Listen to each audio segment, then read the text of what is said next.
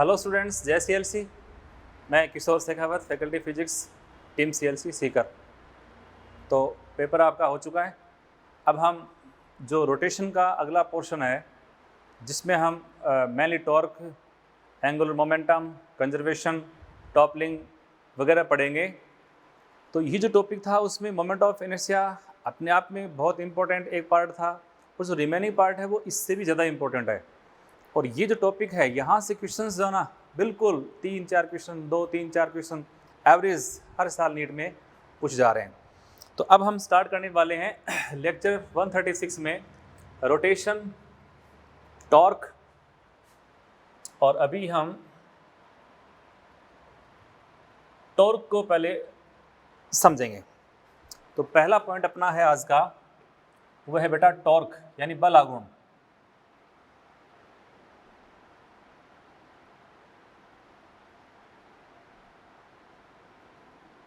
Torque जिसका symbol हम लेते हैं टॉ।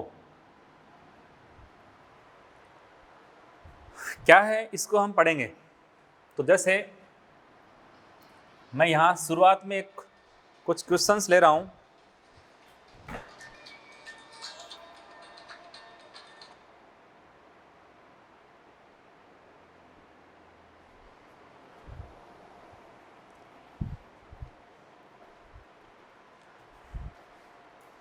और क्वेश्चन से हम लोग टॉर्क को समझना शुरू करेंगे। जैसे पहला एक क्वेश्चन ले रहा हूं मैं, बिल्कुल सिंपल क्वेश्चन, कि जैसे ये कोई एक रोड है, इस रोड को हमने इस बिंदु से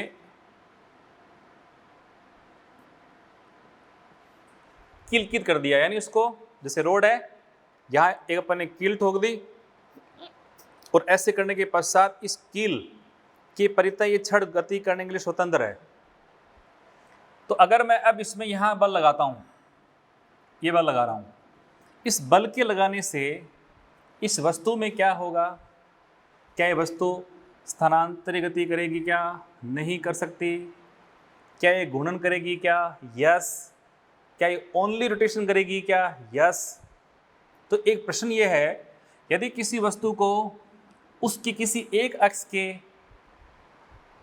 किसी बिंदु के परितः उसको अपन ने फिक्स कर दिया, उसको अपन ने किलकित कर दिया, उसको हम निलंबित कर दें, और फिर हम ये पूछें कि इसमें कौन सी गति संभव है, इसमें कौन कौन सी गति संभव है, यानी इसमें मोशन जो है वो कौन कौन सी पॉसिबल है। तो आप ये कह सकते हो कि इसमें स्थानांतरित गति, जो ट्रांसलेटरी मोशन है, वो नहीं हो सकती। इसमें ओनली केवल घूर्णन गति है वो हो सकती है, ये पॉसिबल है। तो आपका एक प्रश्न हो गया। दूसरा, अगर मान लो मैं दूसरा क्वेश्चन एक लेता हूं, और एक वस्तु है, उस वस्तु को अपन ने मान लो ऐसे किसी सरफेस पर या कहीं इसको अपन ने छोड़ दिया, ऐसे ही सरफेस पे इसको अपन रखा हुआ है। बात समझना, आप ना तो किलकित है और ना ही स्थिर है, स्थिर वस्तु भी नहीं, इसको फिक्स भी नहीं कर रखा अपन ने, नहीं कहीं से किसी अक्ष के प्रति उसको अपन ने किलकित करा हुआ है। अब देखो, हमने पढ़ा था कि अगर मैं इसके सेंटर ऑफ मास पे बल लगाता हूं तो ओनली केवल इस वस्तु में कौन सी गति हो सकती है। ध्यान देना, एक वस्तु है जो ना तो निलंबित है और ना ही वो फिक्स्ड है। ऐसे केस में इसमें गति किस प्रकार की हो सकती है? तो मैं आपसे पूछूं, क्या इसमें ओनली ट्रांसलेटरी यानी स्थानांतरित गति हो सकती है? क्या हो सकती है, पर कब होगी? यदि अपन इसके सेंटर ऑफ मास पे कोई बल लगाते हैं तो ओनली ट्रांसलेटरी पॉसिबल है। दूसरा, क्या ऐसे में इसमें ओनली रोटेटरी पॉसिबल है? क्या ये ओनली रोटेटरी पॉसिबल नहीं है, ये अकेली पॉसिबल इसमें नहीं है। यह पॉसिबल है, इस पे विचार करें आप, इस पर विचार करें कि ओनली रोटेशन पॉसिबल है अथवा नहीं। और ऐसा विचार करोगे तो आपको ऐसा मिलेगा कि अगर हमारे पास कोई पहिया हो एक, और सरफेस कैसी हो? स्मूथ हो, म्यू यहाँ पर कितना बेटा 0 हो, और फिर हम यहाँ पे बल लगाएंगे, फोर्स लगाएंगे। सेंटर ऑफ मास से फोर्स अप्लाई करोगे तो ओनली इसमें ट्रांसलेटरी मोशन आ जाएगी। सेंटर ऑफ मास के अलावा कहीं फोर्स अप्लाई करोगे तो ऐसे में बिना रोटेशन, तो बिना फ्रिक्शन के रोटेशन पॉसिबल नहीं है। बिना, ये बात हालांकि अपन बाद में पढ़ेंगे, तो अभी इसमें फ्रिक्शन के बिना वाला केस है ना, इस पे अपन अभी चर्चा नहीं करते हैं, सीधी सी बात यहाँ है। और इस क्वेश्चन को एक तरह से मैं भी पेंडिंग छोड़ रहा हूँ क्योंकि अपन आगे इसी टॉपिक रोलिंग पढ़ेंगे, रोलिंग। तो एक तरह से मैं इस क्वेश्चन को यहाँ पर क्वेश्चन मार्क छोड़ रहा हूँ आपके लिए, इस पे अभी आप समय खराब नहीं करें, ठीक है। अब मैं एक प्रश्न और लेता हूँ, बहुत ही प्यारा प्रश्न है। जैसे ये कोई वस्तु है, इसको समतल सरफेस पर रखा गया और मैं यहाँ पे फोर्स F अप्लाई करता हूँ, कोई फ्रिक्शन नहीं है भाई, म्यू कितना है, 0 है, इसका द्रव्यमान कितना m। तो इसमें उत्पन्न त्वरण अधिकतम कब होगा, इसमें उत्पन्न त्वरण A मैक्सिमम कब होगा, और ये लिखा हुआ है कि इसको हम h ऊंचाई पे लगा रहे हैं।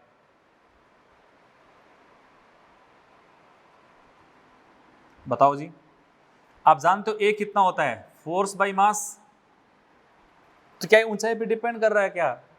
स्थानांतरी गति में त्वरण आप बल कहाँ लगा रहे हो उस पर निर्भर नहीं कर रहा।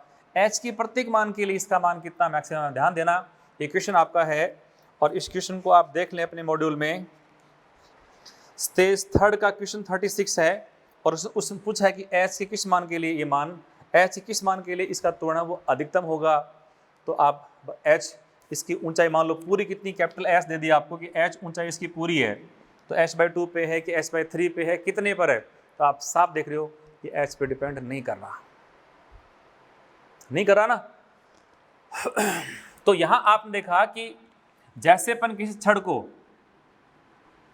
एक बिंदु से किलकित करने के पश्चात उसके किसी, मान लो मैं इस बिंदु जहां से किलकित कर रखा है यहां फोर्स अप्लाई कर दूं, जैसे कोई रोड है, इस रोड को मैंने यहां से किलकित कर लिया और जहां से किलकित कर रखा है वहां मैं फोर्स अप्लाई करता हूं। आप कितने भी परिमाण का बल आरोपित कर दो, किलकित किए जाने वाले बिंदु पर अपन बल लगाएंगे ना तो आप इस छड़ को कभी घुमा नहीं पाओगे। इसका मतलब तो बल आरोपित करते हो वो किलकित बिंदु वाले से कहीं और बिंदु पर बल होना चाहिए। तो ऐसे में अगर आप इस बिंदु को छोड़ के कहीं पर भी फोर्स लगाते हो तो इस फोर्स के लगाने से क्या होता है, इस वस्तु में घूमने की प्रवृत्ति उत्पन्न हो जाती है, टेंडेंसी ऑफ रोटेशन प्रोड्यूस हो जाता है। तो वह प्रभाव जो, अब रोटेशन है क्या, ये टॉर्क है क्या, टॉर्क किसका प्रभाव है, बल का प्रभाव है। कैसे हुआ है, बल लगाने से अगर किसी वस्तु में, सिंपल सी भाषा सुनो एक बार, कि किसी वस्तु पर बल लगाने से यदि उसमें घूमने की प्रवृत्ति उत्पन्न होती है तो हम कहते हैं कि उस वस्तु पर किसी बल ने बलागुण उत्पन्न किया है। तो बलागुण एक बल का प्रभाव है, बिना बल के बलागुण संभव नहीं है। क्लियर? तो अब हम आते हैं इसमें, तो एक क्वेश्चन ये ध्यान देना, स्टेज 36 वाला क्वेश्चन आराम से हो जाएगा। अब हम आते हैं टॉर्क की मेन काम में, टॉर्क क्या है, उसका फॉर्मूला क्या है, उस पे हम काम करते हैं। तो ध्यान दे भाई, जैसे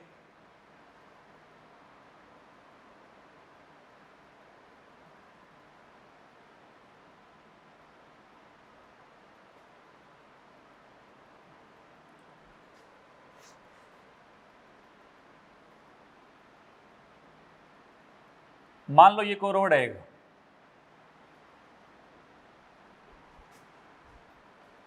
ये है मूल बिंदु O और ये पॉइंट है, इसको पॉइंट को कह रहा हूं मैं P पॉइंट,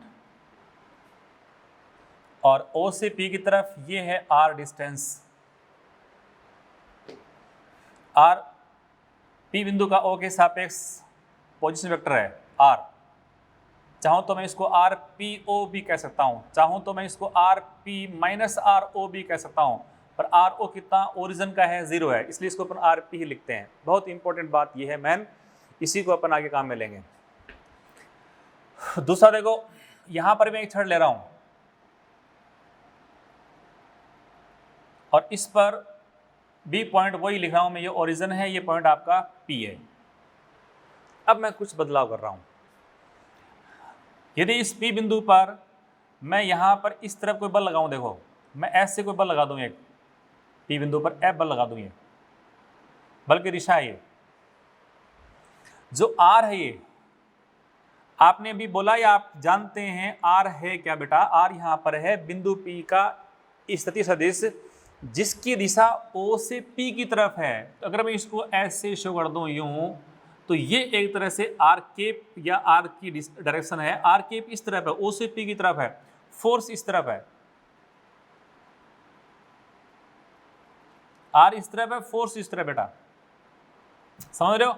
इस तरह से यहां पर मान लो देखूंगा तो यहां इस पॉइंट के आगे कर दो डॉटेड, तो ये आर केप की डायरेक्शन है, ये आर केप चलो करता हूं, आर केप की डायरेक्शन ये है। और मान लीजिएगा कि मैं फोर्स यहां लगा दूं, मैंने यहां पर एक फोर्स एफ अप्लाई कर दिया, एफ देखो। अब आर और एफ के बीच का एंगल मैं थीटा बनाऊं, देखो ये लो, बल आर के साथ थीटा एंगल पर है। अब ये डिस्टेंस है वो आर है, ये डिस्टेंस है आर। अब आपको यहाँ बल और उसकी दिशा वगैरह सब है उनको समझना है। तो मैं आपसे एक बात पूछता हूँ, ये छड़ है और ऐसे बल लगाता हूँ, इस बल के लगाने से जो छड़ है, इस छड़ में घूमने की जो प्रवृत्ति है वो कैसी उत्पन्न होगी? एंटी क्लॉकवाइज या क्लॉकवाइज? आपको साफ की छड़ है, मैं यहाँ बल लगाता हूँ, बल लगाने ऐसे घूमेगी भाई, तो छड़ में इस प्रकार से घूमने की प्रवृत्ति आएगी। और अगर मैं यहाँ बल इस तरफ लगाता हूँ तो घूमने की प्रवृत्ति ये आएगी। तो ये तो कौन सी है बेटा जी? ये है एंटी क्लॉकवाइज, और ये कौन सी हुई? क्लॉकवाइज। बस मेनली काम इसी पे करना है। अब सुनो, पहले इसमें काम कर लो। ये फोर्स है, ये है आर केप की डायरेक्शन, ये है बेटा आर। क्लियर? यदि इस एफ की डायरेक्शन को इस तरफ मैं पीछे बढ़ाऊं, देखो यहां पर भी जो फोर्स है, इस फोर्स की दिशा में एक खींच रहा हूं टेंजेंट, फोर्स की दिशा में एक मैंने टेंजेंट बनाई, देखो ये फोर्स की दिशा में इस वाले की टेंजेंट है। तो हम तो एक अनुभव ये कर रहे हैं कि इस छड़ पे आप यहां बल लगा रहे हो, इसमें घूमने की प्रवृत्ति उत्पन्न होगी, यहां भी छड़ पे बल आपने इस तरफ आरोपित किया, घूमने की प्रवृत्ति आ गई। अब जो घूमने की प्रवृत्ति है, उस प्रवृत्ति में कितना बल आघूर्ण लगा है, उसका मान अपन कैसे निकालेंगे? तो वो जो है ना, उसका मान मैं कैसे निकालता हूं वो आप देखें। बल आघूर्ण का जो परिमाण है बच्चों, वो क्या होता है? वो होता है बल इंटू आघूर्ण भुजा, फोर्स इंटू मोमेंट आर्म, ये इसका फॉर्मूला है। अब फोर्स तो ठीक है भाई, फोर्स तो मालूम हो चुका एफ है, मेनली आपने काम का है वो है आघूर्ण भुजा। ये क्या है? ये कौन सी खुदा है? इसको हमें समझना है। इसके लिए देखो आपको क्या करना है, आघूर्ण भुजा कैसे निकालनी है, उसके लिए क्या करो, सर्वप्रथम बल की दिशा में स्पर्श रेखा खींचें। इस स्पर्श रेखा की दिशा को बल की क्रिया रेखा, बल की क्रिया रेखा कहते हैं। ध्यान सुनो, जो बल आपको दे रखा है, इस बल की दिशा में आप क्या खींच दो? स्पर्श रेखा खींच दो साहब।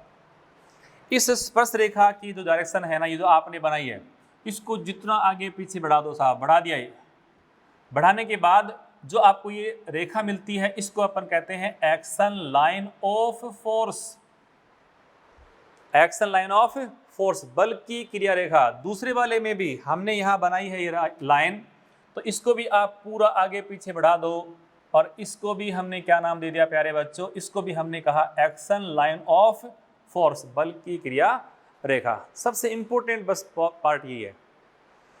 अब उसके बाद देखो, पहला स्टेप पूरा हो गया कि पहले अपन ने क्या बना दी, ये जो मैंने लिखा ना बल की क्रिया रेखा, ये इसी को मैं कह रहा हूं एक्शन लाइन ऑफ फोर्स। अब आघूर्ण भुजा क्या है? वो है बेटा जी, जिस बिंदु की परितः अपन ज्ञात करते हैं बल आघूर्ण, उस बिंदु की एक्शन लाइन ऑफ फोर्स से न्यूनतम लंबाई, यानी जो आघूर्ण भुजा है ना ये वाली, ये क्या है, ये एक तरह से मैं ऐसे कह सकता हूं, ओ जो मूल बिंदु है जिसके प्रति अपन निकाल रहे हैं बलागुण, जिसके प्रति अपन बलागुण ज्ञात करते हैं, ओ की एक्शन लाइन ऑफ फोर्स से न्यूनतम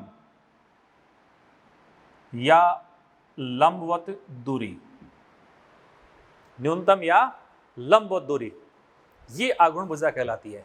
अब ये कैसे निकालोगे, तो इसके लिए आप क्या करो, इसके लिए बेटा जी इस पॉइंट से इस पे खींच दो परपेंडिकुलर, तो आपने इस तरह से खींच दिया परपेंडिकुलर, और ये 90 का एंगल बनाना चाहिए, बात क्लियर।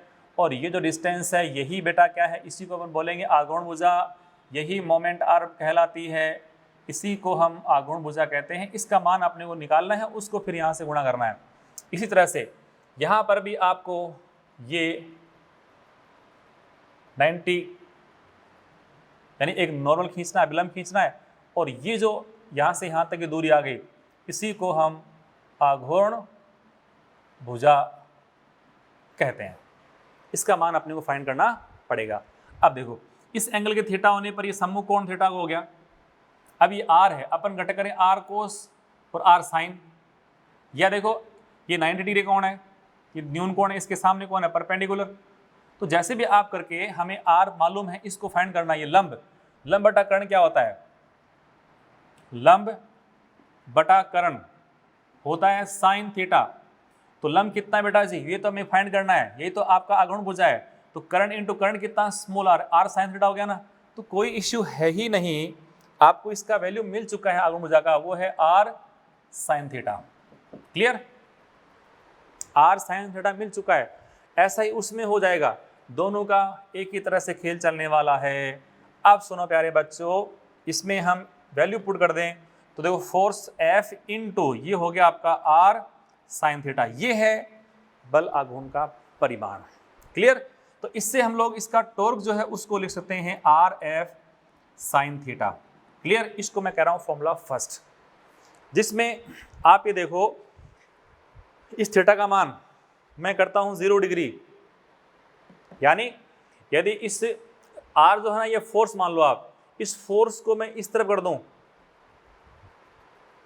इस फोर्स को इस तरफ कर दूं, इस बल की क्रिया रेखा यानी एक्शन लाइन ऑफ फोर्स, यदि इसको मैं यहां से कम करते करते एंगल को 0 कर देता हूं, तो एंगल को 0 करते ही ये एक्शन लाइन ऑफ फोर्स कहां से पास हो जाएगी, जिस बिंदु की परितय हम ज्ञात करने वाले हैं मोमेंट ऑफ इनर्शिया, उस बिंदु से पास हो जाएगी। और जैसे एक्शन लाइन ऑफ फोर्स उस बिंदु से गुजरेगी तो आघूर्ण भुजा 0 हो जाएगी, और उससे फिर इसका बल आघूर्ण कितना, 0 हो जाएगा। इसलिए यदि किसी बल की क्रिया रेखा जिस बिंदु के परितय अपन ज्ञात कर रहे हैं बल आघूर्ण, उस बिंदु से गुजर जाती है तो बल आघूर्ण का मान भी कितना, 0 हो जाता है। और वो कब पॉसिबल है, इस थीटा की 0 डिग्री पर होने पर और 180 डिग्री के होने पर। तो यहाँ से आप इसे कुछ विशेष बिंदु भी आप लिख सकते हो, परंतु अभी हमने इसका परिमाण लिखा है। अब इसका पर बनाते हैं वेक्टर फॉर्म। वेक्टर फॉर्म कैसे बनाएंगे उसको भी आप इसी डायग्राम में पहले समझें और देखें। जैसे हमारे पास जो इसमें बल आघूर्ण की दिशा ज्ञात करने का तरीका है, उसमें मैं आपको एक चीज़ सिखाता हूं। तो आप एक काम करें, ये सारा आपने लिख लिया है, तो अब आप इसमें नोट कर लें इंपॉर्टेंट पॉइंट्स, महत्वपूर्ण बिंदु। तो पहला बिंदु देखो आप इसमें, वो आप नोट करें कि बल आघूर्ण एक अक्षीय सदिश राशि है। आपने पढ़े होंगे वेक्टर 2 प्रकार के होते हैं, मेनली ध्रुवीय और अक्षीय वेक्टर। ध्रुवीय और अक्षीय वेक्टर 2 प्रकार के वेक्टर आपने पढ़े हैं। तो बल आघूर्ण कौन सा है, तो फर्स्ट पॉइंट, इंपॉर्टेंट पॉइंट में पहला बिंदु वो आपने पढ़ा कि टॉर्क एक अक्षीय सदिश है।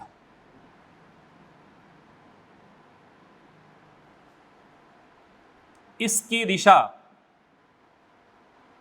दिशा दाएं राइट हैंड थंब रूल, दाएं हाथ के अंगूठे के नियम से, राइट हैंड थंब रूल से ज्ञात करते हैं।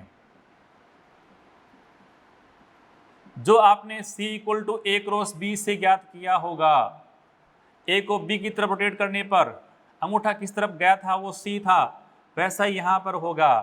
तो देखें, और फिर देखो इसमें भी एक बात और सिखाऊं आपको, यहाँ क्लॉकवाइज है उसको अपन नेगेटिव लेते हैं और एंटी क्लॉकवाइज रोटेशन है उसको अपन मानते हैं positive. Clockwise negative, anti clockwise positive. तो ध्यान दो आप, यहाँ इस फॉर्मूले में R और F है, एक तो मैं R क्रॉस F करता हूँ तो डाउनवर्ड आता है, देखो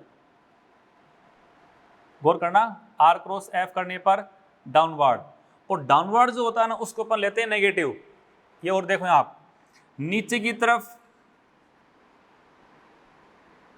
यदि बला गुण नीचे की तरफ हो तो नेगेटिव होता है, और ऊपर की तरफ तो कैसा, पॉजिटिव होता है बेटे।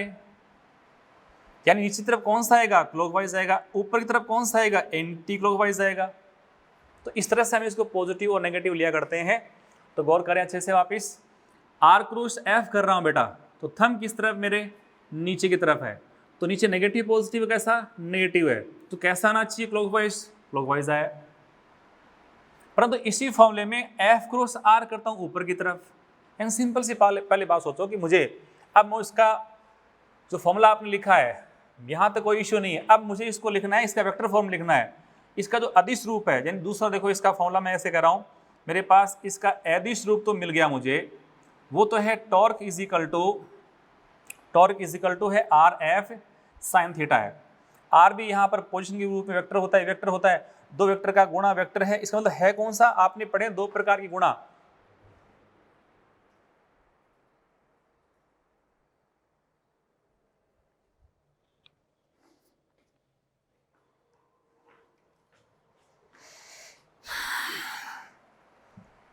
तो आपने पढ़े थे सदिशों में क्रॉस और डॉट गुणा, दो सदिश का गुणा सदिश हो उसको बोलते हैं अपन क्रॉस प्रोडक्ट, है ना। तो उस वाला पार्ट है, तो इसमें हमारे को और उसमें साइन भी आता है। तो अब इसको लिखने का हमारे पास जो तरीका है वो सदिश भी होना चाहिए। तो सदिश में क्या हो वो बड़ा इंपॉर्टेंट सदिश रूप अपन इसका लिखने जा रहे हैं। तो torque equal to r F sine theta है, तो हमारे पास दो तरीके हैं, या तो इसको लिखूं मैं कौन सा आर क्रॉस एफ बेटा जी, और या इसको लिखूं कौन सा एफ क्रॉस आर। इसमें से कोई सा एक ही सही होता है। आप जानते हो कि C equal to A cross B बराबर बी क्रॉस ए नहीं होता है, क्योंकि आप ये भी जानते हैं कि सदिश गुणा क्रम विनिमय नियम का पालन नहीं करता। तो जब यहाँ वाले में ये बराबर नहीं है तो ये भी बराबर नहीं हो सकते, इसमें से कोई एक सही होगा। अब कौन सा नियम के अनुसार सही ठहरता है वही हमें आगे प्रोसीड करना है, आगे ले जाना है। तो देखो ये छड़ थी, आपने यहाँ बल लगाया, घूमने की प्रवृत्ति इस तरफ आई, घूमने की प्रवृत्ति इस तरफ आई, तो घूमने की प्रवृत्ति की तरफ अगर हमारी अंगुलियां को अपन सेट करें, थंब किस तरफ है, नीचे की तरफ है, तो नेगेटिव है, ये क्लॉकवाइज है, नेगेटिव है क्लॉकवाइज है, तो नेगेटिव है और क्लॉकवाइज है, नीचे की तरफ है, थंब अंगूठा नीचे की तरफ है। तो ऐसे में अब ये नीचे की तरफ कब आता है, तो उसमें देखो एक तो मेरे पास है आर क्रॉस एफ, एक है मेरे पास एफ क्रॉस आर। तो अगर उसी को मैं यहाँ लेता हूँ, देखो जो हमारे पास डायग्राम है ये तो है बेटा जी आर केप, इसको मैं यहाँ कर दूँ कौन सा एफ केप। तो एक तो मैं आर क्रॉस एफ करता हूँ, आर क्रॉस एफ, एक करता हूँ एफ क्रॉस आर।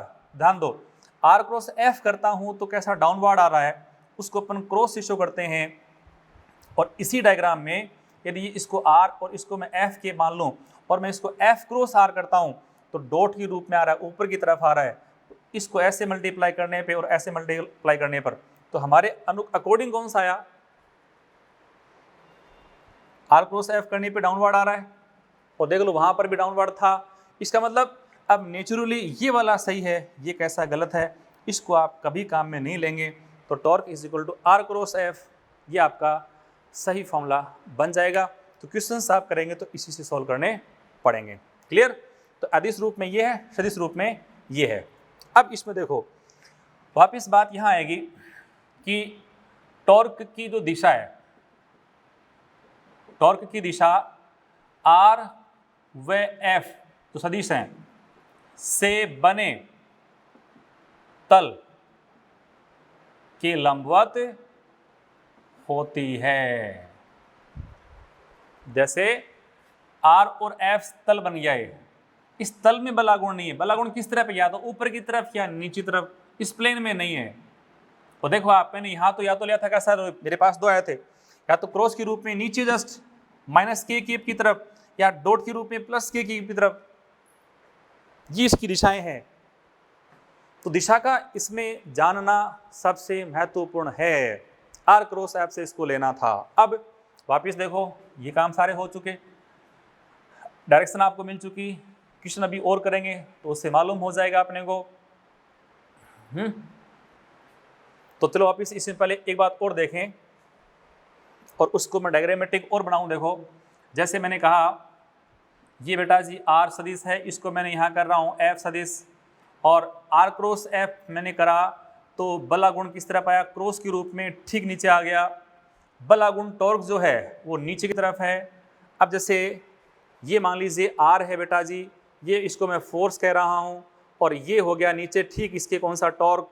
तो आप देखें ये दोनों किसी भी कोण पे हो सकते हैं, आर और एफ किसी भी कोण पे हो सकते हैं, परंतु टॉर्क यदि होगा तो आप इसको जब इस तरह से अरेंज करते हैं तो आर के भी 90 पे हैं और इसके भी 90 पे हैं, तो ये बहुत इंपॉर्टेंट है। और लिखा भी मैंने, टॉर्क की डायरेक्शन आर व एफ से बने तल के लंबवत होती है, आर की भी लंबवत होती है, एफ की भी लंबवत होती है। इसका मतलब आर लंबवत है किसके, टॉर्क के, और आर लंबवत है, सॉरी आर लंबवत है टॉर्क के, और फोर्स भी लंबवत है टॉर्क के। इसलिए यदि मैं यहाँ पर आर डॉट टॉर्क करता हूँ, या मैं यहाँ पर फोर्स को टॉर्क के साथ डॉट गुणा करता हूँ, तो आर और एफ के 90 डिग्री पे होने पे आर डॉट टॉर्क होता है आर टॉर्क कोस 90 डिग्री, और कोस 90 कितना, 0 होता है। इसलिए इनका डॉट प्रोडक्ट हमेशा कितना, 0 आएगा, इनका डॉट गुणा हमेशा 0 आएगा। क्लियर, यहाँ पे अब कोई समस्या नहीं रहनी चाहिए भाई, सही है ना। फिर इसी फॉर्मूले में जो आपने टॉर्क का मैग्नीट्यूड देखा था वो था आपका आर एफ साइन थीटा, जिसमें थीटा की वैल्यू 0 डिग्री है, थीटा की वैल्यू कितनी 180 डिग्री की है, या थीटा कितना 90 डिग्री का है। 0 डिग्री या 180 होने पर टॉर्क आपका है मिनिमम 0, और अगर ये 90 डिग्री का है तो टॉर्क बेटा कैसा, मैक्सिमम है, और वो कितना आर इंटू एफ के बराबर है। तो मैक्सिमम कब होगा, जब मोमेंट आर्म कितना 90 डिग्री का हो जाएगा। समझ रहे मेरी बात। तो ये इस तरह से आपके कुछ फॉर्मूले बन गए। अब यदि मैं आपसे पूछूं, इसमें हमने इसके ये दूसरा पॉइंट पढ़ लिया पूरा, तीसरे पॉइंट की बात करें उसमें इसके मात्रक और विमा वगैरह हम पढ़ेंगे। तो मात्रक और विमा के लिए एक पॉइंट मैं यहीं बता दूं आपको, थर्ड वाला पॉइंट। तो देखें आर जो मैक्सिमम आपका मिला वो है कितना, आर इंटू एफ ही है। साइन थीटा तो कोई मात्रक होता नहीं है, तो इसका मात्रक अपन निकालेंगे। तो इसका मात्रक देखो बेटे, आर क्रॉस एफ, यानी आर तो कौन सा, दूरी का मात्रक है यानी न्यूटन, और ये आप सॉरी ये तो मीटर हो गया, बल कौन सा आपका, न्यूटन हो गया। तो इसका मात्रक जो है उसको वापस अपन लिखें, एक तो एसआई में है, एक कौन सा है, सीजीएस में। एसआई में हो गया न्यूटन इंटू मीटर, और ये बेटा हो गया डाइन इंटू सेंटीमीटर। अब जैसे अपन कार्य को परिभाषित करते हैं, बल गुणा विस्थापन ही आता है, कार्य का मात्रक भी आता है, और इसका मात्रक अपन देखते हैं। कार्य का मात्रक क्या, न्यूटन इंटू मीटर था क्या, यस। क्या उसका जूल मात्रक था, यस, पर इसका मात्रक जूल नहीं है। बल आघूर्ण का मात्रक देखो, न्यूटन इंटू मीटर, जो न्यूटन इंटू मीटर है वो दोनों के मात्रक हैं, वो बल आघूर्ण का भी है और कार्य का भी है, परंतु जूल जो है वो सिर्फ और सिर्फ ऊर्जा का मात्रक है, कार्य का मात्रक है। जूल है वो बल आघूर्ण का मात्रक नहीं है। और आप डायमेंशंस वगैरह पढ़ के आए हो, तो वहाँ पर इसको आप सॉल्व करोगे तो इसकी डायमेंशन क्या आएगी। तो एक तो है आर, तो क्या एल, ये तो है L1, बल की होती है M1 L1 T माइनस का 2, तो क्या हुआ M1 L2 T माइनस का 2, ये इसकी डायमेंशन हो गई। तो यहाँ इंपॉर्टेंट क्वेश्चन बहुत बार पूछा गया है कि ऐसी कौन सी राशि हैं जिनकी विमाएँ समान होती है, तो वहाँ आपका आंसर आता है कार्य है, ऊष्मा है, ऊर्जा है और बल आघूर्ण। इन सब की डायमेंशन कैसे होती है, एक समान होती है। तो कार्य, ऊर्जा और बल आघूर्ण ये समान विमा की राशियां हैं, पर एक राशि नहीं, राशियां अलग अलग हैं। कार्य अपने आप में डिफरेंट है और बल आघूर्ण अपने आप में डिफरेंट है। दोनों बल के प्रभाव हैं, तो प्रभाव एक रोटेशन के लिए, दूसरा और किसी के लिए होता है। ठीक है बेटा, तो हम यहाँ ये समझ के आ गए कि इसका मेनली फॉर्मूला कौन सा। अब तो यहाँ तक आपका काम चलाना, तो उसमें इतना काम करना था कि टॉर्क है क्या, बल का प्रभाव क्या रोटेशन के लिए, किस तरह से क्लॉकवाइज अथवा anti clockwise. Clockwise negative, anti clockwise कौन सा आपका पॉजिटिव, डाउनवर्ड कैसा नेगेटिव है और अपवर्ड कैसा पॉजिटिव है। डायरेक्शन निकालनी किससे है, दाएं हाथ के अंगूठे के नियम से। घुमाने पर अंगूठा ऊपर की तरफ है तो आपको प्लस ले लेना है, नीचे आ जाए तो यानी घूमने की प्रवृत्ति आपको देख लेनी है। फॉर्मूला आपका याद हो जाना चाहिए टॉर्क आर क्रॉस एफ के रूप में। क्लियर। अच्छा, अब इसमें एक दो क्वेश्चन है वो आप देख लेंगे बार।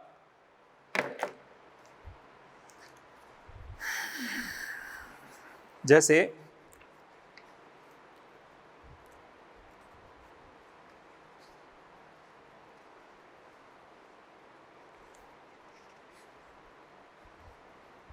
स्टेज थर्ड का क्वेश्चन 13, उसमें यही क्वेश्चन है कि आर क्रॉस टो और एफ क्रॉस टो, उल्टा भी सही है, टो क्रॉस आर ये कितने जीरो होंगे। ये आप क्वेश्चन स्टेज थर्ड का क्वेश्चन 13 आप खुद कर लेंगे। तो 3 पॉइंट अपन ने डिस्कस किए। उसके बाद देखो अगला पॉइंट मैं ले रहा हूँ एक, वो है टॉर्क आई और एल्फा में संबंध। Point number 4, torque moment of inertia और कोणीय त्वरण में संबंध। तो बेटे जी आपने पढ़ी थी रेखीय गति, वहां अपन पढ़ते हैं फोर्स F बराबर ma।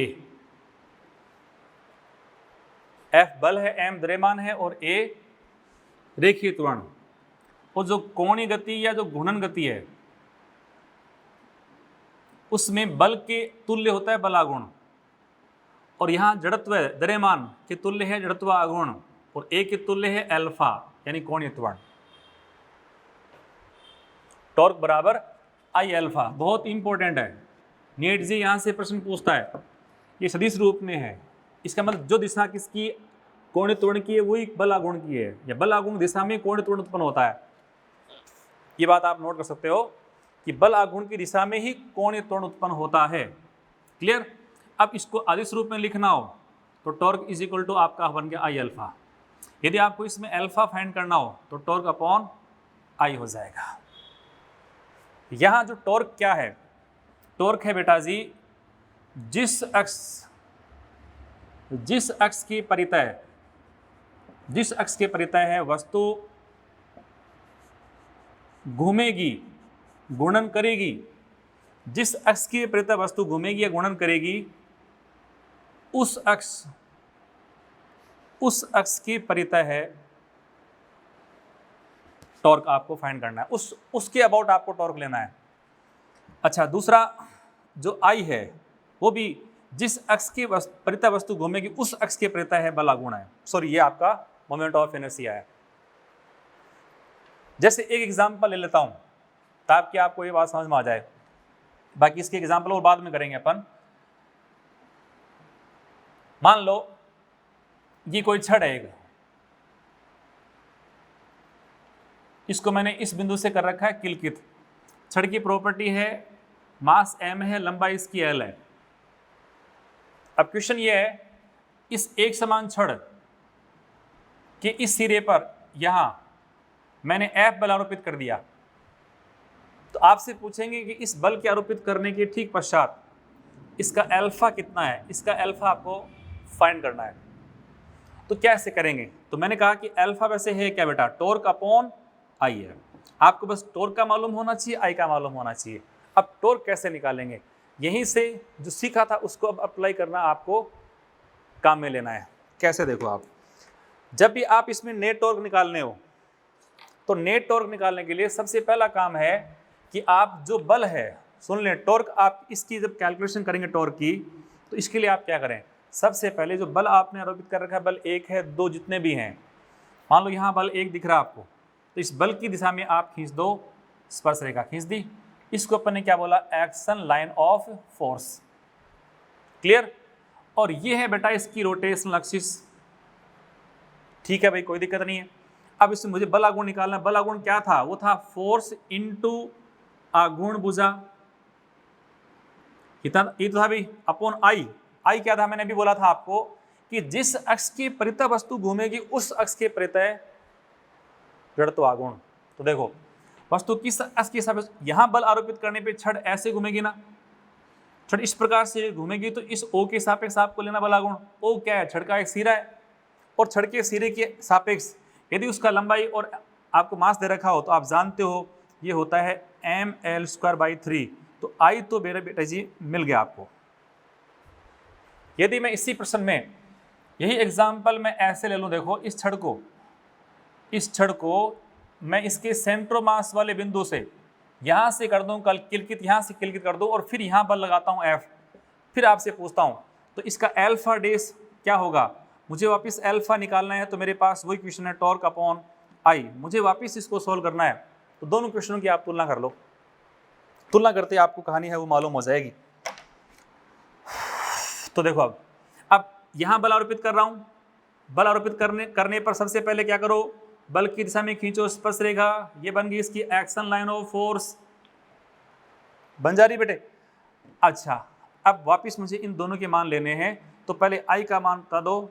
तो आप देखें बल आरोपित करने के पश्चात वस्तु किस अक्ष के परितः घूमने के लिए स्वतंत्र है, उस अक्ष के परितः आपको लेना I। तो ये अक्ष क्या है बेटा जी? ये लंबाई का लंबवत और सेंटर मास से गुजरने वाला, और इसका हम जानते हैं ये होता है ml²/12,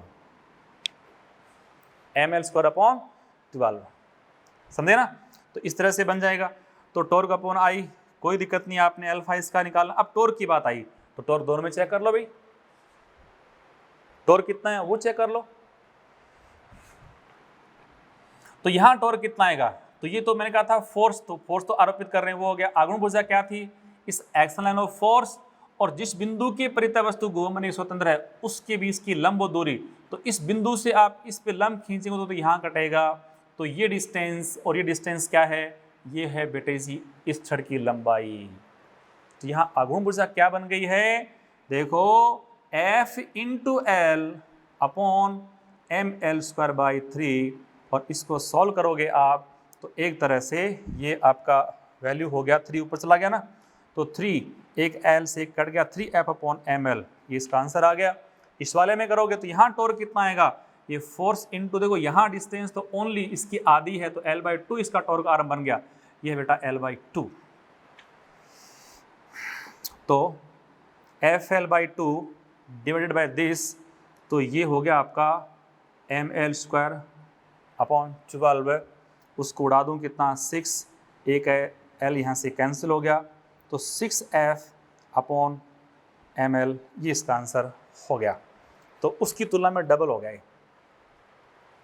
इसकी तुलना में डबल हो गया। तो देखो समान परिमाण के बल आरोपित कर रहे हो, परंतु यहां इसकी आघूर्ण ऊर्जा कितनी है? L, यहां कितनी? L/2 है।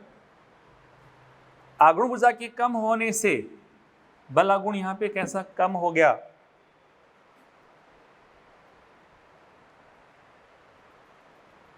और यहां बल आघूर्ण कैसा हुआ? ज्यादा। पर मोमेंट ऑफ इनर्शिया भी कैसे अलग अलग है, तो यहां इसकी तुलना करना तो बेमानी होगी। आप इससे अपने क्वेश्चन सॉल्व करना सीख सकते हो।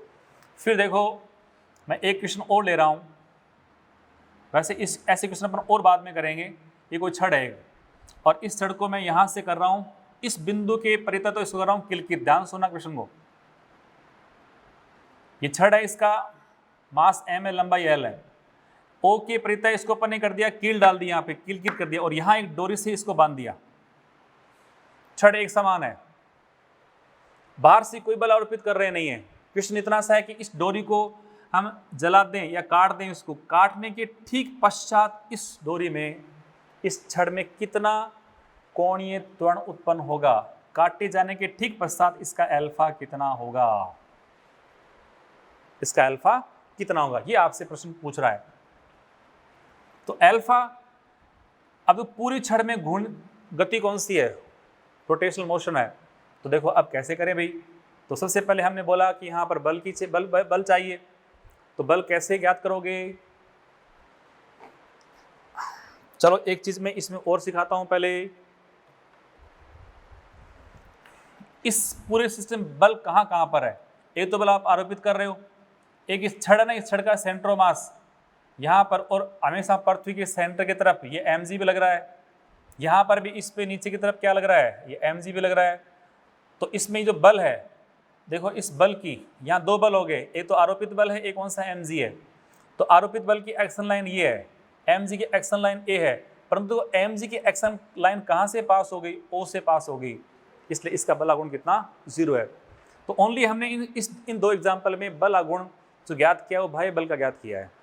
अब आओ दूसरे एग्जाम्पल में, यहाँ अब हमने बाहर से बल आरोपित करा हुआ नहीं है, तो बल सिर्फ किसका है, ओनली इस छड़ पे लगने वाला गुरुत्वाकर्षण बल जो कहाँ लग रहा है, इसके ठीक मध्य में, और कितना लग रहा है, वो है बेटा जी एम जी। तो इसको काटे जाने के ठीक बाद अपन देखते हैं, उसके बाद ये बल इसमें आघूर्ण की प्रवृत्ति उत्पन्न करता है, उसमें इसका टॉर्क ये अल्फा कितना है, तो आपको इसमें फाइंड करना है, टॉर्क अपॉन आई निकालना है। तो देखो आई तो क्या है, जिस बिंदु के सापेक्ष से घूम रही है वो तो है आपका ml²/3, वो तो कोई अलग है ही नहीं। परंतु बल आघूर्ण कितना है बेटे, तो सेंटर ऑफ मास पे बल लग रहा है, तो इसकी दूरी कहाँ से कितनी है, ये l/2 ही ना। तो देखो इस बल की ये तो बन गई एक्शन लाइन, और ये आघूर्ण बुझा तो आपका ये बन गया mg × l/2। अब इसको सॉल्व कर डालो, m से m कैंसिल हो गया, l से एक कैंसिल हो गया, 3 चला गया ऊपर, तो 3g/2l ये इसका हो गया स्पर्श रेखा, सॉरी कोणीय त्वरण हो गया। तो ये एक बहुत इंपॉर्टेंट इसका रिलेशन बन रहा है, जिसको अपने क्वेश्चनों में काम में लेंगे। बढ़े आगे और आते हैं हम पॉइंट नंबर 5 में। पॉइंट नंबर 5 जो है, वापिस बल आघूर्ण के फॉर्मूले में आ रहा हूं, इसका अपन और बाद में यूज करेंगे बेटे, क्वेश्चंस और मैं इसे करवाऊंगा।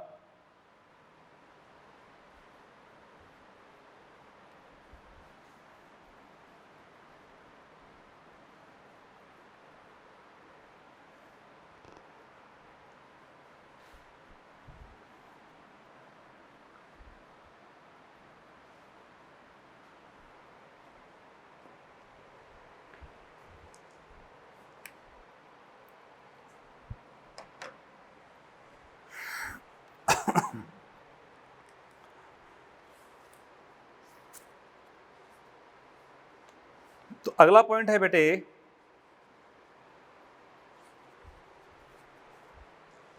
यदि टॉर्क कांस्टेंट है तो 4 पॉइंट अपन डिस्कस कर लिए। पॉइंट नंबर 5, यदि आपको नियत मान का कोई बल आघूर्ण चाहिए, तो बल आघूर्ण है कौन सा, RF sin थीटा, और ये हमने करा कांस्टेंट, या मैं कहता हूं बेटा जी F × आघूर्ण भुजा। आपको बल आघूर्ण तो कांस्टेंट चाहिए, तो एक समान बल आघूर्ण उत्पन्न करने के लिए या इस पद के कांस्टेंट होने के लिए फोर्स इनटू जो आघूर्ण भुजा उसका गुणनफल क्या रहेगा, नियतांक रहेगा, है ना। यानी आप इस चीज को ले सकते हो, जिसमें यदि मैं यहां से फाइंड करता हूं तो F और इसको लिख दूं यहाँ पे R sin थीटा बराबर कांस्टेंट, या F समानुपाती कितना 1/R sin थीटा, या समानुपाती 1/ टॉर्क आर्म, जिसको अपन कह रहे हैं आघूर्ण भुजा। तो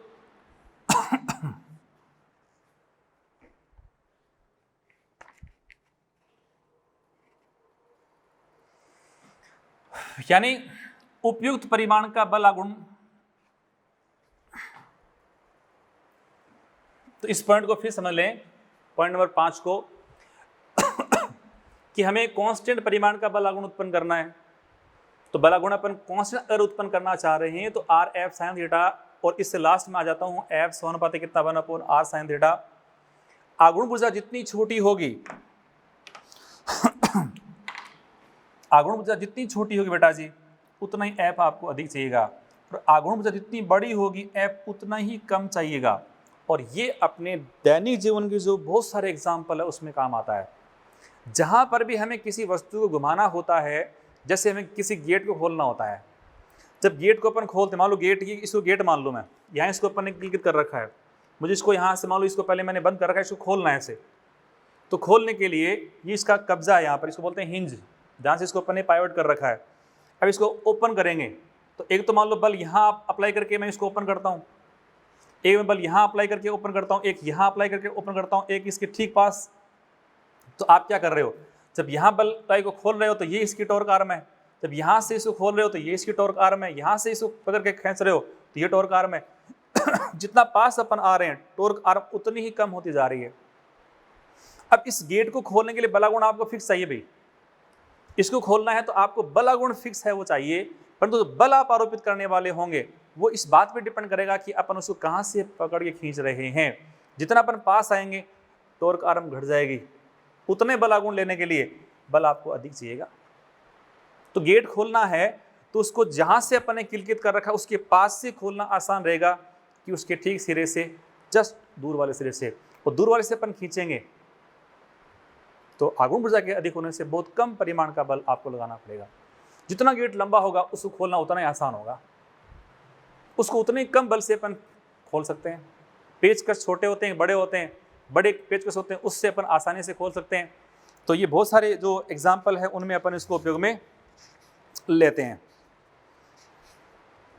जिस पेचकस होता है, हैंडपंप आपने देखा होगा, हैंडपंप पानी अपन उसे निकालते हैं तो हैंडपंप का जो हत्ता होता है वो लंबा होता है, छोटा हत्ता, या आप उस हत्ते के पास से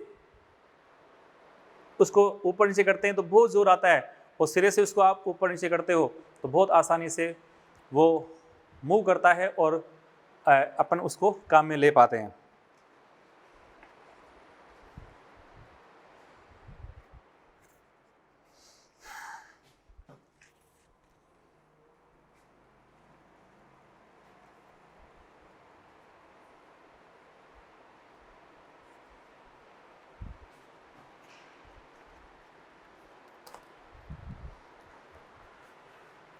क्लियर? तो ये एक सामान्य अपनी उपयोगी कहानी आ गई।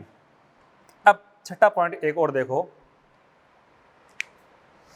कि जैसे अपन कहते हैं टॉर्क बराबर, मैंने अभी कहा था आई अल्फा, आपने टॉर्क तो मान लो वापिस यहाँ पे कांस्टेंट लगा दिया, समान बलागुण लगा रहे हो, बलागुण के समान लगाने से भी इसके कांस्टेंट होने पर आपने देखा कि आई इंटू एल्फा बराबर कांस्टेंट। तो एल्फा कैसा हुआ, alpha was proportional to 1 upon moment of inertia. तो यहाँ भी देखो जितना आई बड़ा होगा उतना ही एल्फा कम होगा बलागुण समान होने पर। ध्यान देना इस पे पॉइंट कब है, लिख दो आप इस पॉइंट को, बलागुण के समान होने पर, बलागुण के समान होने पर कोणीय त्वरण, कोणीय त्वरण जड़त्व आघूर्ण पर निर्भर करेगा। जितना ज्यादा बल जड़त्व आघूर्ण होगा उतना ही कोणीय त्वरण कम होगा, जितना कम होगा बलागुण जड़त्व आघूर्ण उतना ही कोणीय त्वरण कम होगा। जैसे एग्जांपल ले लो,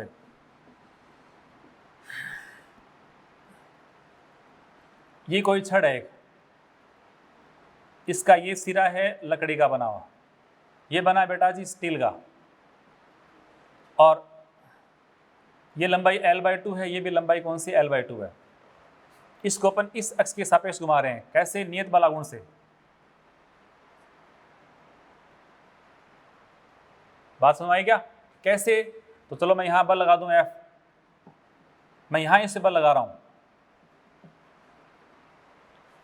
दूसरा मैं इसी को बदल रहा हूं, क्वेश्चन वही है, इसको फर्स्ट कर रहा हूं। इस वाले केस में बलागुण के लगाने से जो कोणीय त्वरण है उसको मैं α1 कह रहा हूं। दूसरे में ये एग्जाम्पल है बेटा, इसमें वही केस वोड और ये स्टेल, और हम इस अक्ष के अबाउट इसको घुमाना चाह रहे हैं और मैंने यहां बल लगा दिया F उसी परिमाण का, वही केस L/2 लंबाई और ये L/2। तो कौन सी इस कंडीशन में जो उत्पन्न होने वाला कोणीय त्वरण उसको मैं α2 कह रहा हूं। तो हमसे पूछेंगे कि कौन सा कोणीय त्वरण ज्यादा कौन सा कम है। तो सबसे पहले आपको ज्ञात करना है इसे बलागुण कैसे निकालते हैं। तो जिस बिंदु के सापेक्ष, इसमें यहां से मैंने इसको कैलकुलेट कर रखा है, तो इस पॉइंट के सापेक्ष से घूमने के स्वतंत्र है, यहां इस पॉइंट के सापेक्ष घूमने के स्वतंत्र है। सबसे पहले इस बल की दिशा में आप खींचो, स्पर्श रेखा खींच दी भाई, ये बन गई एक्शन लाइन ऑफ फोर्स। इस पॉइंट के अबाउट ये घूमने के स्वतंत्र है, तो आप इस पॉइंट से खींच दो लंब, तो ये बन गई इसकी आघूर्ण भुजा कितनी, L बन गई। तो जो इसकी आघूर्ण भुजा है बेटा जी वो तो L ही आ गई ना। और इस वाले एग्जाम्पल में भी देखो इसका ये तो फोर्स है, ये तो इसकी एक्शन लाइन हो गई, और इन दोनों के बीच लंब दूरी है, उसको अपन क्या बोलते हैं, आघूर्ण भुजा बोलेंगे। वो कितना हो गया, वो तो L हो गया। इसलिए इस वाले एग्जाम्पल में भी टॉर्क कितना है, वो आपका है F इंटू एल। इस वाले में भी टॉर्क कितना है, F इंटू एल। परंतु कोणीय त्वरण कितना होगा, तो उसके लिए देखो α1 वो है टॉर्क अपॉन I1, टॉर्क तो समान दोनों में। α2 वो है टॉर्क अपॉन I2, टॉर्क दोनों में सेम है, तो दोनों से अपन तुलना करेंगे तो α1 अपॉन α2 बराबर ये हो गया आपका I2 बाई I1।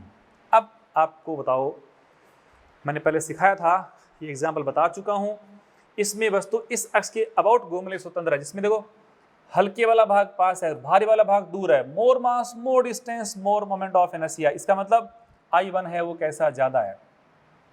इस वाले को, इस वाले में इसके अबाउट ये घूमने के स्वतंत्र है, जिस अक्ष के अबाउट घूमने के लिए स्वतंत्र है आप उसके सापेक्ष ज्ञात करते बला गुण। जहाँ स्टील वाला पास है, भारी वाला पास है, तो इसका I कैसा कम है, इसका I ज़्यादा है।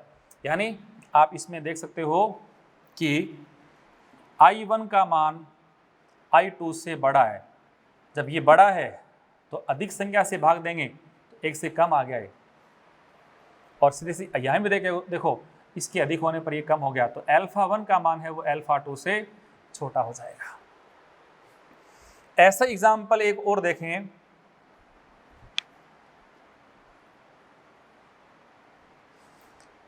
मैं यहां एक फोर्स F अप्लाई कर रहा हूं,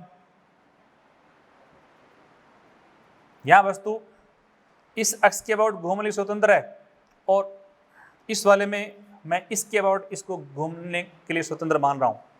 ये दूरी है बेटा जी L/2, और यहां भी दूरी कौन सी है, L/2। तो देखें ये L/2 है, तो टॉर्क कितना हुआ, आपने इसमें सबसे पहले खींची एक्शन लाइन ऑफ फोर्स, ये डिस्टेंस कितनी L/2 आ गई, तो F इंटू L/2 इस पर टॉर्क आ गया। यहाँ पर भी इसके अबाउट घूमने स्वतंत्र कोई बात नहीं, ये इसकी एक्शन लाइन ऑफ फोर्स आ गई, ये L/2 इसकी डिस्टेंस आ गई, तो यहाँ भी टॉर्क कितना है, दोनों में टॉर्क बराबर है। अब इसके बाद देखो यहाँ वस्तु इस अक्ष के अबाउट घूमने स्वतंत्र है और यहाँ इसके अबाउट है, तो देखो इस वाले को मैं I1 मान रहा हूँ, इसमें I2 मान रहा हूँ। ये एग्जाम्पल मैं पीछे करवा चुका हूँ, तो देखें इसके सापेक्ष आप घुमाने के लिए स्वतंत्र कर रहे हो, तो देखो इसका मोस्ट ऑफ पार्ट है, भारी भाग पास है,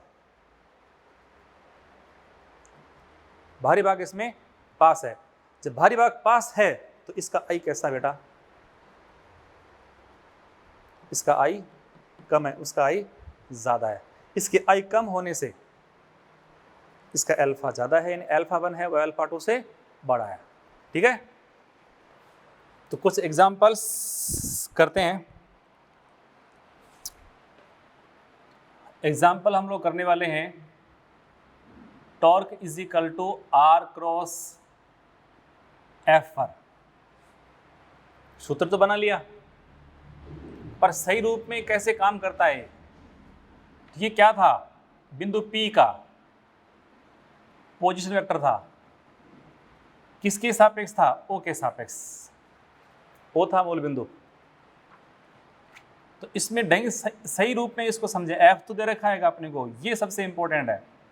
यानी ये क्या है, बिंदु P पर बल आरोपित करने पर O के सापेक्ष बल गुण है, यानी P पर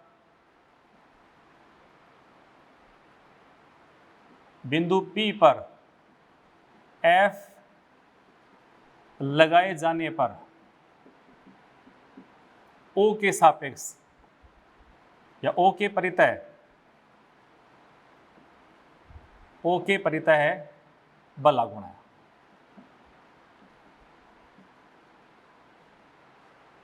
जिसमें देखो ये जो RPO है, आपने वेक्टर में पढ़ा है इसको, तो इसको अपन लिख सकते हैं RP माइनस RO। ये तो मूल बिंदु का कोऑर्डिनेट कितना 0 होता है, इसलिए ये तो ओनली RP रह गया, रहा ना।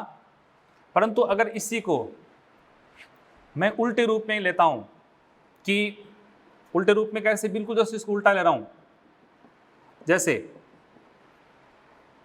O पर F लगाए जाने पर, O पर F लगाए जाने पर P के परितः बल गुण, जस्ट उल्टा लिख रहा हूं। जस्ट इसको उल्टा लिखूंगा तो टॉर्क जो है अब टॉर्क, पहले टॉर्क किसके, ओ के सापेक्ष था, अब टॉर्क किसके सापेक्ष है, पी की परितः है, जिसके परितः उसको अपन लिखा करते हैं और वो हमेशा बाद में आता है इसके। तो देखो ये बन गया आर, अब मैं इसको लिखूंगा ओपी, वेरी गुड। और ये कौन सा आपका आर क्रॉस एफ, बहुत फर्क पड़ जाता है इस चीज का ही। इसको अपन कैसे लिखेंगे, अब इसमें आर ओ पी के स्थान पे क्या लिखूं बेटा, r o minus r p और क्रॉस एफ। इसमें आर ओ कितना 0 है, तो अब इससे फॉर्मूला आपका बन गया माइनस का आर पी क्रॉस एफ। इस तरह से अब माइनस इसमें आ जाएगा और माइनस का यहाँ रोल बहुत ज़्यादा है, बहुत इंपॉर्टेंट रोल है बेटे। अब देखो इसी से आप ये समझ सकते हो कि B पर कोई बिंदु है, B पर बल लगाने पर A के परितः बल आघूर्ण कितना है, जिसके परितः लगाना है उसको बाद में लिखना है। तो मुझे इसका टॉर्क फाइंड करना है, B के परितः है या A के परितः, A के परितः A लिख दिया मैंने। अब R ये B का A के सापेक्ष होगा, क्रॉस मुझे F लिखना पड़ेगा, जिसमें RBA क्या है बेटा जी, ये है RB माइनस RA, और इसको क्रॉस मल्टीप्लाई करना पड़ेगा F के साथ। और इस पे नीट क्वेश्चन पूछ चुका है, तो अब मैं इसी पे एग्जाम्पल आपसे कर रहा हूं। तो सबसे पहले देखो आप अपने जो स्टेज 4 है उसका क्वेश्चन पार्ट ए का 32, जो कि नीट में पूछा हुआ क्वेश्चन है, नीट 2018 में। क्वेश्चन क्या है देखो, क्वेश्चन है कि किसी बिंदु पर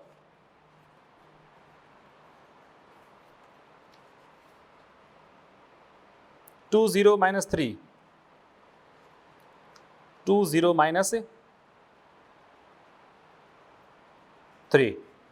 क्वेश्चन मैं लिख दूं देखो 20 -3 बिंदु पर कार्यरत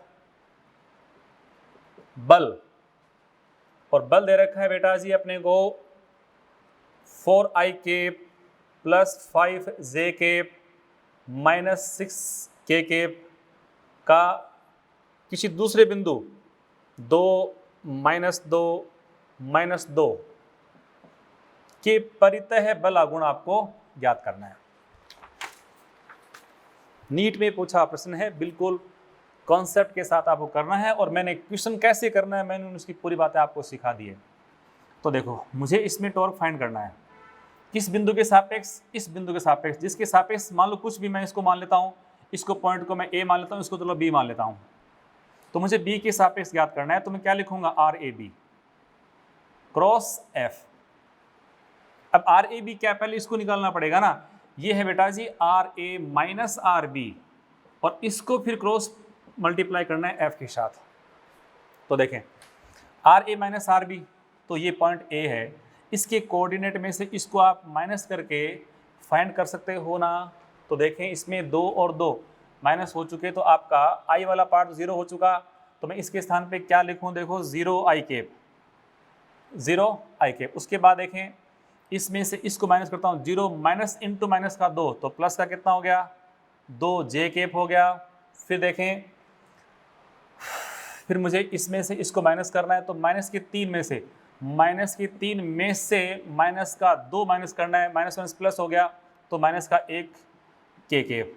ये बेटा जी हो चुका r A minus are b. इसको फिर फोर्स से करना है आपको क्रॉस मल्टीप्लाई, और फोर्स हमारे पास है देखो 4i cap plus 5j cap minus का 6k केप।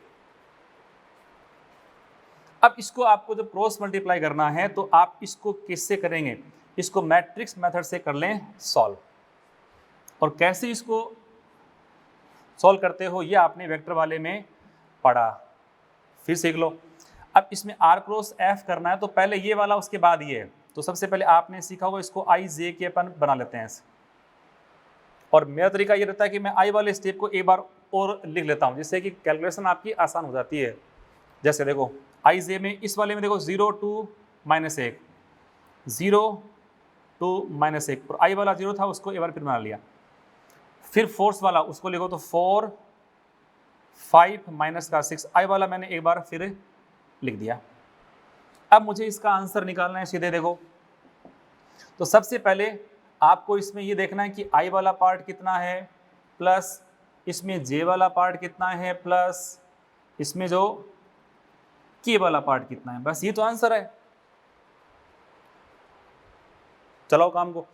आई वाली वैल्यू फाइंड करनी है तो आई वाला इस वाले को आप प्रेस कर दो, बाकी में इसका आंसर निकालो। क्रॉस को क्रॉस मल्टीप्लाई, 2 × 6 कितना 12, ये लो सा 12 माइनस 5 × -1 माइनस का 5 माइनस माइनस प्लस, तो कितना हुआ 17 आई के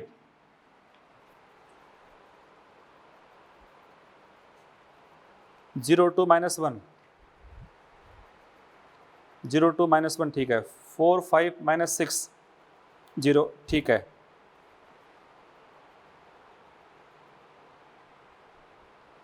तो अपने गलती कहाँ कर देखो, हाँ ये 2 ये बेटा माइनस का 6 है ना, तो 2 - 6 हुआ माइनस का 12, तो माइनस के 12 में से प्लस का आपने 5 कम कर दिया, कितना बचा माइनस का 7 माइनस का 7।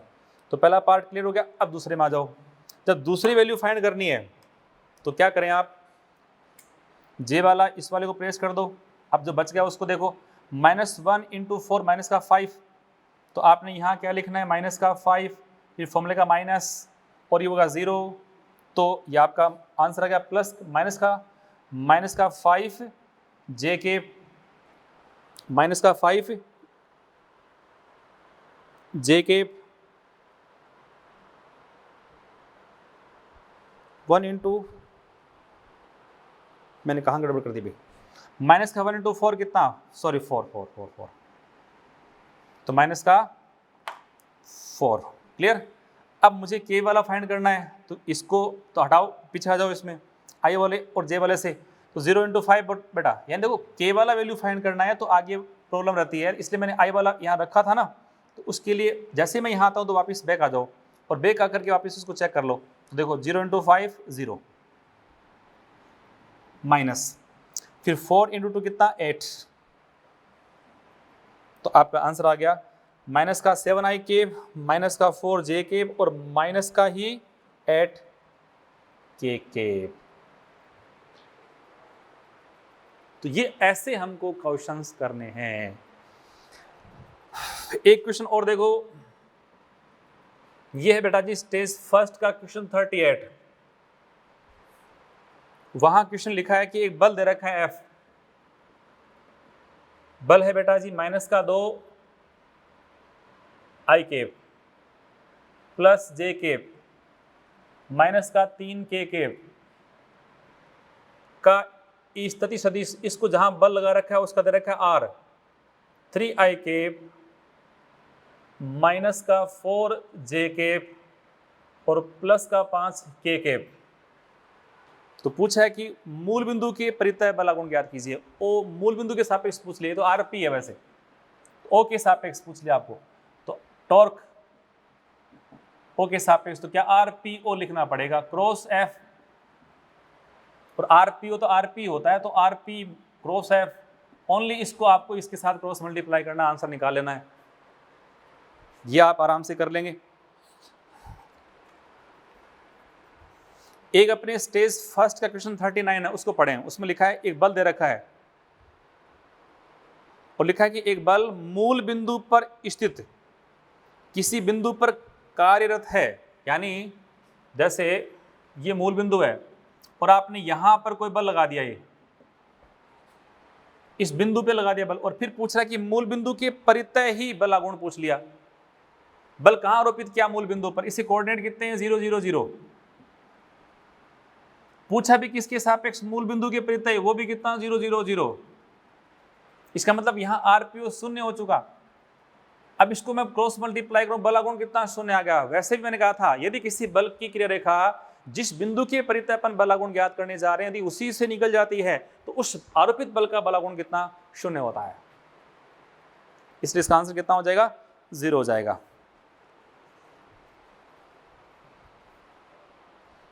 एक प्रश्न मैं और पूछ लूं आपसे, देखो मूल बिंदु O पर एक बल कार्य कर रहा है,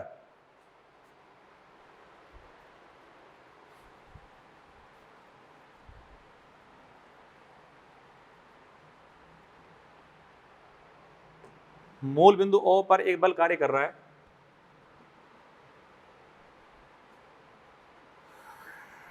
मूल बिंदु, प्रश्न पूरा है कि मूल बिंदु O पर एक बल -F लग रहा है, तो I - J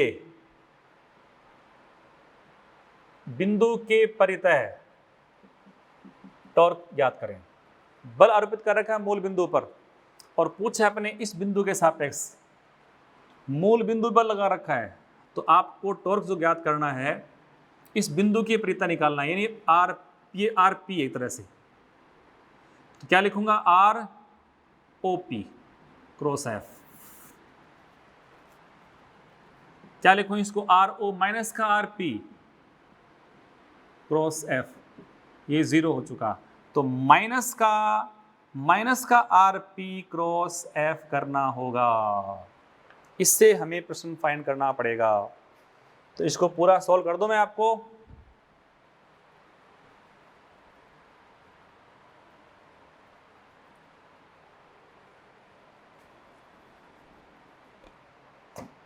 तो ये हमारा आज का लास्ट क्वेश्चन रहेगा, तो देखें इसको सॉल्व कर लें। वैल्यू पुट कर दो, -आर पी बेटा जी कौन सा है, आर इस बिंदु के परितः है, तो -I माइनस का J क्रॉस एफ। एफ कितना, माइनस का एफ के केप, माइनस का एफ के केप। माइनस को माइनस से गुणा कर दो, प्लस हो गया है। तो अब हमारे पास रहा अब जो रिमेनिंग पार्ट है वो I केप माइनस का J केप क्रॉस के केप। बस इनको आपस में क्रॉस मल्टीप्लाई ही करना रह गया। अब क्रॉस मल्टीप्लाई यहाँ तो आसान है वैसे ही, ये f और था ना f के केप। अब यहाँ इसका मोड कितना 1 है, ये f है, तो इस f को तो आप चलो बाहर ले लो, या आप सीधे क्रॉस मल्टीप्लाई कर दो। जैसे सबसे पहले I को करता हूँ इससे गुणा, तो देखो f तो पहले से बाहर है और ये I क्रॉस के जो पहले उसको पहले लिखना है, फिर ये माइनस में फिर लिखूँ यहाँ पे f, या f सब में कॉमन ले लूँ मैं और फिर अलग से कर दूँ। तो ये माइनस में यहाँ ले चुका हूँ, तो J क्रॉस के ये लो साहब। अब इसको सॉल्व कर डालो। I क्रॉस के क्या होता है, माइनस का J, ये फॉर्मूले का माइनस है। J क्रॉस के होता है बेटा जी I होता है, तो दोनों माइनस के आ गए, तो माइनस आप चाहो तो बाहर ले सकते हो। बाहर लेते ही माइनस का हो गया आपका ये I प्लस J और इंटू F। ये इतना बला गुण लगना है। तो ठीक है बेटे जी, लेक्चर को अपन यही समाप्त करते हैं। आगे प्रश्न नेक्स्ट लेक्चर पढ़ेंगे। ओके, थैंक यू, जय CLC।